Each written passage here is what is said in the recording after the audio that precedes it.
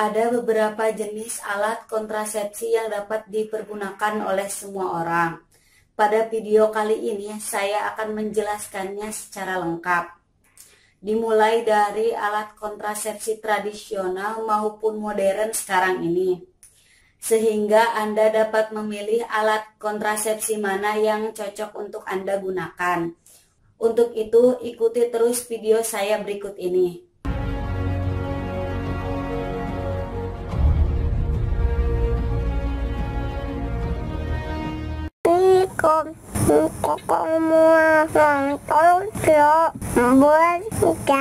Tidak lupa like dan subscribe.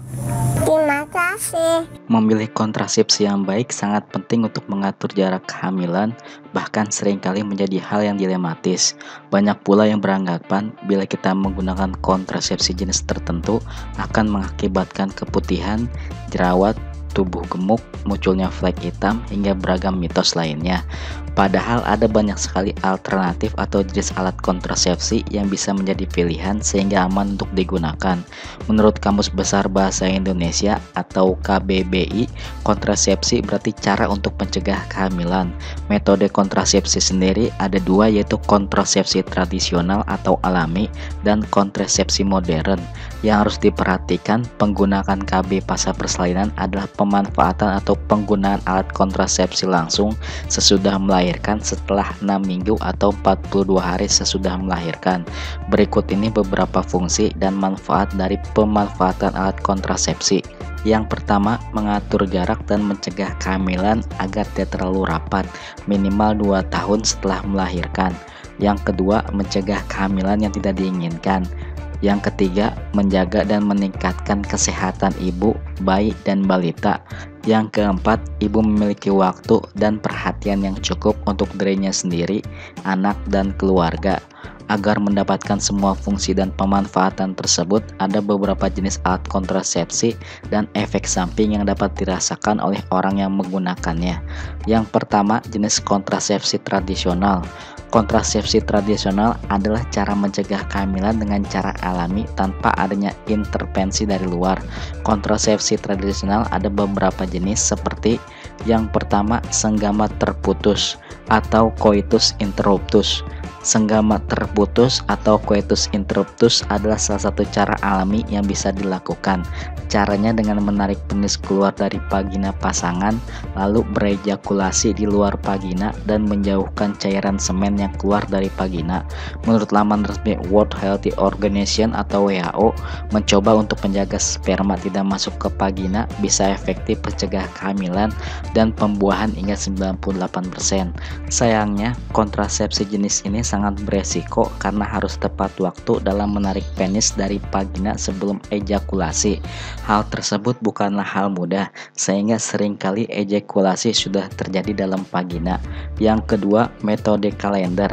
Metode kalender atau metode ritme adalah jenis kontrasepsi dengan memantau pola siklus menstruasi perempuan selama 6 bulan terakhir. Cara menghitung masa subur perempuan adalah memantau pola siklus menstruasi selama 6 bulan, mengurangi 18 dari panjang siklus terpendek, perkiraan hari subur pertama, dan mengurangi 11 dari panjang siklus terpanjang, diperkirakan hari subur terakhir. Biasanya masa subur adalah hari ke-8 hingga ke-9 dari masa-masa siklus menstruasi, 26 hingga 32 hari. Anda juga bisa menggunakan aplikasi yang tersedia di handphone modern Anda untuk menghitung masa subur Anda secara otomatis. Dengan metode ini, perempuan bisa mengetahui kapan ia mengalami masa subur, sehingga sangat tidak disarankan untuk melakukan hubungan seksual saat masa subur. Dilansir dari laman resmi WHO, 91% perempuan bisa terhindar dari kehamilan tidak direncanakan dengan menggunakan metode ini secara konsisten. Namun, cara ini bisa tidak efektif bila terjadi ovulasi dadakan selama masa kering atau masa tidak subur, sebab ovulasi ini bisa menyebabkan kehamilan pada perempuan. Jika Anda memilih menggunakan metode ini, ada baiknya Anda menghindari penggunaan obat-obat seperti ansiolitik, antidepresan, NSAID, atau antibiotik tertentu yang dapat mempengaruhi waktu ovulasi. Yang ketiga, metode amenorelaktasi atau LAM. LAM adalah kontrasepsi sementara untuk ibu yang belum mendapatkan siklus menstruasinya lagi selama masa nifas setelah melahirkan. Syaratnya, ibu harus memberikan ASI eksklusif atau ASI penuh saat siang dan malam hari selama bayi berusia kurang dari 6 bulan. Kontrasepsi ini mencegah pelepasan telur dari ovarium atau ovulasi. Namun bagi sebagian perempuan, metode ini tidak efektif dan bisa menyebabkan kehamilan, terutama jika terjadi ovulasi mendadak karena efek penggunaan obat tertentu. Meskipun menurut WHO metode ini efektif 98% mencegah kehamilan dengan penggunaan yang benar dan konsisten. Yang keempat, metode basal body temperature atau BBT. Metode basal body temperature atau BBT adalah metode yang bisa dilakukan perempuan dengan mengukur suhu tubuhnya pada waktu yang sama sebelum pagi sebelum turun dari tempat tidur untuk mengamati kenaikan 0,2 hingga 0,5 derajat Celcius suhu tubuhnya. Metode ini bisa mencegah kehamilan dengan menghindari hubungan seks tanpa kondom selama hari-hari masa subur. Metode ini 99% efektif jika dilakukan dengan benar dan penggunaannya konsisten. Jika BBT telah meningkat dan tetap lebih tinggi selama 3 hari penuh, maka ovulasi telah terjadi dan masa subur telah berlalu. Seks dapat dilanjutkan pada hari keempat sampai menstruasi bulanan berikutnya. Yang kelima, metode Today. Metode Today adalah cara yang dilakukan perempuan untuk melacak masa subur mereka dengan mengamati keberadaan lendir serviks. Jika ada jenis warna atau konsistensi, metode ini mencegah kehamilan dengan menghindari hubungan seks tanpa kondom selama masa subur. Menurut WHO, metode ini 96% mencegah kehamilan asal dilakukan dengan benar dan konsisten. Namun metode ini sulit digunakan jika seorang perempuan memiliki infeksi vagina atau kondisi lain yang mengubah lendir serviks. Yang keenam, metode simpoternal. Metode simpoternal adalah cara perempuan melacak masa subur mereka dengan mengamati perubahan lendir serviks atau tekstur bening, suhu tubuh sedikit meningkat, dan konsistensi serviks pelunakan. Biasanya saat perempuan memasuki masa subur, maka cairan yang keluar dari vagina akan berwarna bening dan lebih elastis. Menurut WHO, metode ini 98% bisa mencegah kehamilan dengan menghindari hubungan seks tanpa kondom selama masa subur. Namun metode ini harus digunakan dengan hati-hati setelah aborsi dan dalam kondisi yang dapat meningkatkan suhu tubuh. Selain dari jenis kontrasepsi tradisional yang telah saya sebutkan, ada pula jenis kontrasepsi modern. Kontrasepsi modern adalah cara mencegah kehamilan dengan cara yang lebih modern dengan bantuan alat atau adanya intervensi dari luar. Dengan alat kontrasepsi modern ini, kita dapat mengukur waktunya apakah ingin jangka panjang atau jangka pendek. Berikut ini alat kontrasepsi modern jangka panjang seperti yang pertama, metode operasi wanita atau MOW dan metode operasi pria atau MOP. Metode operasi pria atau MOP atau tubektomi adalah kontrasepsi yang dilakukan oleh laki-laki dengan cara sterilisasi. Tubektomi adalah kontrasepsi permanen yang blokir atau memotong vas deferens tabung yang membawa sperma dari testis. Cara kerja tubektomi ini adalah melalui pembedahan dengan cara memotong saluran sperma yang menghubungkan testikel atau buah zakar dengan kantung sperma, sehingga tidak ada lagi kandungan sperma di dalam ejakulasi air mani pria. Tubektomi menjaga sperma keluar bersama cairan semen saat terjadi ejakulasi.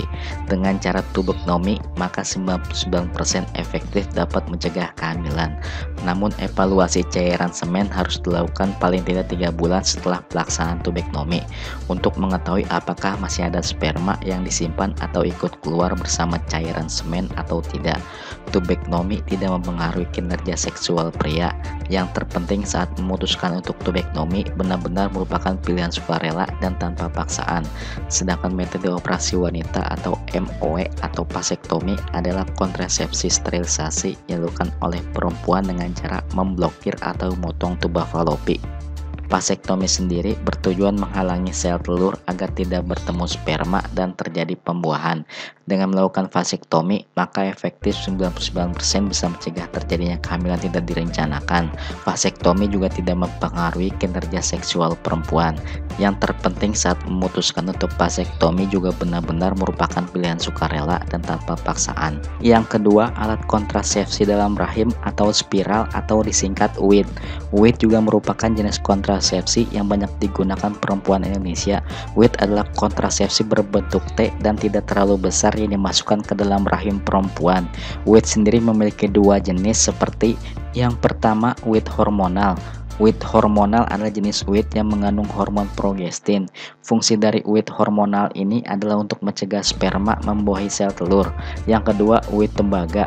WIT tembaga adalah jenis WIT yang tidak mengandung hormon. WIT tembaga ini mengandung perangkat plastik fleksibel kecil yang mengandung selongsong tembaga atau coat yang dimasukkan ke dalam rahim. Komponen tembaga ini merusak sperma dan mencegahnya bertemu sel telur. Kontrasepsi WIT ini menurut WHO efektif hingga 99% untuk mencegah terjadinya kehamilan. Kontrasepsi ini juga bisa digunakan selama beberapa tahun. Namun jika Anda memilih menggunakan kontrasepsi jenis WIT, ada baiknya Anda rutin untuk memeriksa dan berkonsultasi ke dokter untuk memastikan posisi WIT Anda. Alat kontrasepsi jenis ini bisa bertahan dalam jangka waktu penggunaan mencapai 10 tahun. Yang ketiga, implan atau alat kontrasepsi bawah kulit. Implan atau yang lebih dikenal dengan nama KB implan adalah kontrasepsi berbentuk implan batang atau susu KB atau kapsul kecil yang lentur dan diletakkan di bawah kulit lengan atas. KB implan ini hanya mengandung hormon progestogen yang memiliki fungsi pengendalan lendir serviks untuk menghalangi sperma dan sel telur bertemu dengan mencegah ovulasi. Kontrasepsi KB implan ini 99% efektif mencegah kehamilan dan dapat digunakan selama 3 hingga 5 tahun tergantung pada merek implan yang digunakan. Efek samping KB implan ini bisa menyebabkan menstruasi yang tidak teratur tetapi tidak berbahaya. Metode KB jangka panjang yang telah saya sebutkan ini sangat efektif dengan pemakaian yang benar dan tidak perlu pengulangan dan tidak mudah dikembalikan seperti semula. Jika Anda menginginkan alat kontrasepsi jangka pendek, Anda dapat menggunakan alat kontrasepsi seperti yang pertama, suntik. Suntik terdapat dua jenis suntik, yaitu suntik 1 bulan dan suntik 3 bulan. Kontrasepsi jenis suntik ini lebih dikenal dengan istilah KB suntik. KB suntik memiliki dua jenis, yaitu yang pertama KB suntik progesteron. KB suntik progesteron adalah suntikan yang mengandung hormon progesteron dan disuntikan ke dalam otot atau di bawah kulit setiap 1 hingga 3 bulan sekali, tergantung pada produk yang Anda pilih.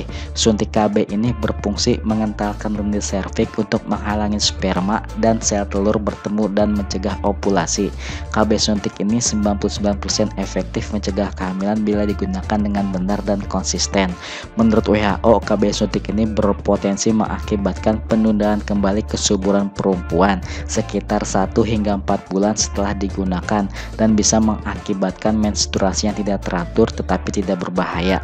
Yang kedua, KB suntik kombinasi. Suntikan bulanan atau kontrasepsi suntik kombinasi ini disuntikan setiap bulan ke dalam otot, mengandung estrogen dan progestogen. Suntikan ini mencegah pelepasan telur dan ovarium atau ovulasi. KB suntik jenis ini 99% efektif mencegah kehamilan bila digunakan secara benar dan konsisten. Efek samping dari KB suntik ini bisa mengakibatkan menstruasi tidak teratur yang umum tetapi tidak berbahaya. Yang perlu Anda perhatikan bahwa untuk ibu menyusui tidak disarankan untuk menggunakan suntik KB 1 bulan karena ada gangguan produksi ASI. Yang kedua, pil KB. Pil KB merupakan salah satu kontrasepsi yang banyak digunakan oleh perempuan Indonesia. Pil KB merupakan jenis kontrasepsi hormonal dan bisa diartikan bahwa dalam pil KB terdapat kandungan hormon. Melansir laman WHO, pil KB ini memiliki dua jenis, yaitu pil kombinasi yang mengandung hormon estrogen dan progestogen. Pil KB jenis ini mencegah pelepasan sel telur dari ovarium atau ovulasi. Sedangkan jenis lainnya adalah pil KB progestogen only, yaitu pil KB yang hanya mengandung hormon progeston. Ini berfungsi mengentalkan lendir serviks untuk menghalangi sperma dan sel telur bertemu serta mencegah ovulasi. Pil KB ini 99% bisa mencegah terjadinya kehamilan tidak direncanakan jika dilakukan dengan benar dan konsisten.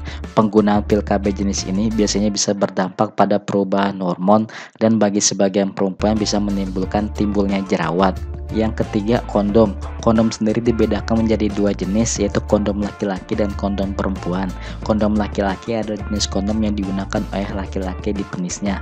Kondom laki-laki digunakan saat penis sudah ereksi dan sebelum terjadinya penetrasi ke vagina. Sedangkan kondom perempuan adalah jenis kondom yang digunakan oleh perempuan dengan cara dimasukkan ke dalam vagina. Kondom perempuan ini terdapat seperti bantalan di dalamnya untuk mencegah masuknya sperma ke serviks perempuan. Kondom perempuan ini bisa digunakan 1 hingga 2 jam sebelum melakukan hubungan seksual. Menurut WHO, kondom laki-laki efektif mencegah kehamilan hingga 98% jika digunakan dengan benar dan konsisten. Kondom laki-laki juga efektif mencegah HIV serta penular penyakit seksual lainnya. Selain dari jenis KB yang telah saya jelaskan, ada pula jenis KB terbaru yang bisa Anda pergunakan seperti yang pertama, diafragma. Kontrasepsi diafragma adalah kontrasepsi yang berbentuk kubah serta terbuat dari silikon. Setengah dari bagian kubah tersebut diisi dengan spermisida atau krim yang berfungsi untuk membunuh sperma agar tidak masuk ke vagina. Cara menggunakan alat ini adalah dengan memasukkan diafragma ke dalam vagina serta diletakkan di atas serviks sebelum berhubungan intim. Yang kedua, pil kontrasepsi darurat. Pil kontrasepsi darurat ini adalah obat yang diminum setelah berhubungan seksual. Pil ini bersifat hormonal dan efektif diminum maksimal 72 jam setelah berhubungan seksual. Sayangnya di Indonesia, pil kontrasepsi darurat ini hanya bisa dibeli dengan menggunakan resep dokter. Itulah jenis kontrasepsi dan manfaat keluarga berencana atau KB yang baik pasca melahirkan.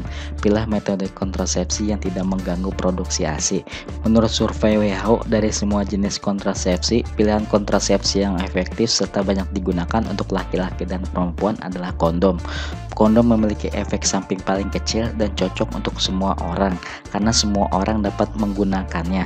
Selain itu, penggunaan kontrasepsi kondom juga efektif untuk mencegah penularan penyakit kelamin seperti HIV dan sifilis. Semoga informasi ini bermanfaat untuk kalian semua.